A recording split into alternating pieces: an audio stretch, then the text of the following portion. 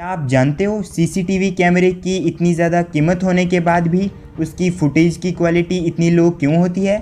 और क्या आपको पता है टैबलेट्स की स्ट्रिप पे कुछ इस तरह की रेड लाइन क्यों होती है?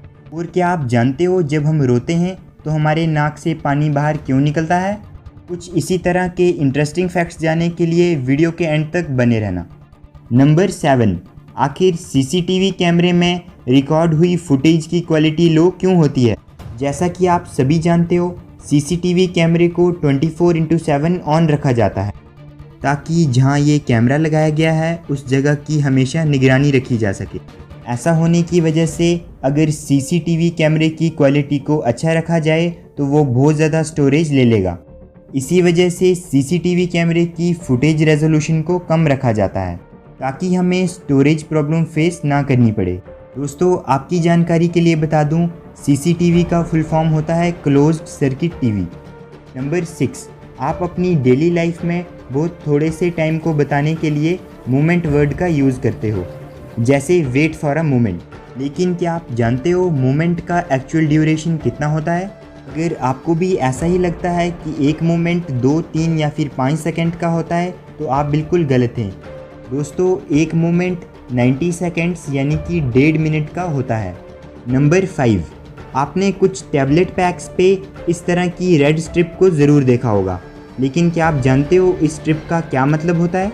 दोस्तों, जिन टैबलेट पैक्स पे आपको ये स्ट्रिप देखने को मिलती है वो टैबलेट्स आपको बिना डॉक्टर के बताए नहीं खरीदनी चाहिए और किसी भी मेडिकल स्टोर को ये अलो नहीं किया जाता कि वो इन टैबलेट्स को बिना डॉक्टर के बताए पेशेंट को दें। नंबर 4, क्या आपने कभी सोचा है एलईडी की और एलसीडी की इन सभी की बॉडी को ब्लैक कलर से ही क्यों बनाया जाता है, किसी और कलर से क्यों नहीं बनाया जाता? सभी की बॉडी को ब्लैक कलर से इसलिए बनाया जाता है ताकि टीवी देखते वक्त टीवी की बॉडी से बिल्कुल भी रिफ्लेक्शन ना हो और हमें सिर्फ टीवी की स्क्रीन दिखाई दे, स्पेशली जब हम रात को टीवी देख रहे हों। नंबर 3, अगर आप लाइटिंग में ये जानना चाहते हो कि लाइटनिंग आपसे कितनी दूरी पे हो रही है, ऐसा करने के लिए आपको लाइटनिंग के बाद तब तक सेकंड्स को गिनना है जब तक आपको थंडर की आवाज़ नहीं आती। दोस्तों, लाइटनिंग और थंडर के बीच में जितने सेकंड्स का गैप होगा आपको उसको 5 से डिवाइड कर लेना है। ऐसा करने के बाद आपका जो आंसर आएगा उतने मील दूर आपसे लाइटनिंग होगी। मान लीजिए लाइटनिंग से थंडर तक 5 सेकंड्स का डिले हुआ और 5 को 5 से डिवाइड करने पर आंसर 1 आएगा, यानी कि लाइटनिंग आपसे 1 मील दूर होगी। नंबर 2, क्या आप जानते हो जो ट्रांसमिशन लाइंस पे आप केबल देखते हो वो सिर्फ एल्युमिनियम से नहीं बनी होती। दोस्तों, ट्रांसमिशन लाइंस पे जो केबल होती हैं उन्हें ACSR कहा जाता है, यानी aluminium conductor steel reinforced cable. इस केबल के कोर में कुछ इस तरह स्टील के स्टैंड्स को भी रखा जाता है ताकि इस केबल को स्ट्रेंथ भी मिल सके। फाइनली, आप ये भी जानते हो कि जिसे आप आज तक एल्युमिनियम केबल समझते थे वो एल्युमिनियम और स्टील से बनी होती है।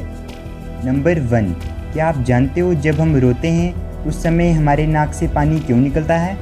दोस्तों, ऐसा इसलिए होता है क्योंकि हमारी आंखों के आईलिड्स में एक छोटा सा होल होता है, जैसा आप अपनी स्क्रीन पे भी देख पा रहे हो, और इस होल को कहते हैं लैक्रिमल पंटम। इसी होल की वजह से जब हमारी आंखों में ज़्यादा आंसू आ जाते हैं तो कुछ यहाँ से आंसू हमारे नाक में भी चले जाते हैं, जिस वजह से हमारा नाक भी बहने लगता है। आप इस होल को अपनी आंखों में भी चेक कर सकते हो। आई होप आज की वीडियो आपको इंटरेस्टिंग लगी होगी और आपने इससे बहुत कुछ सीखा होगा।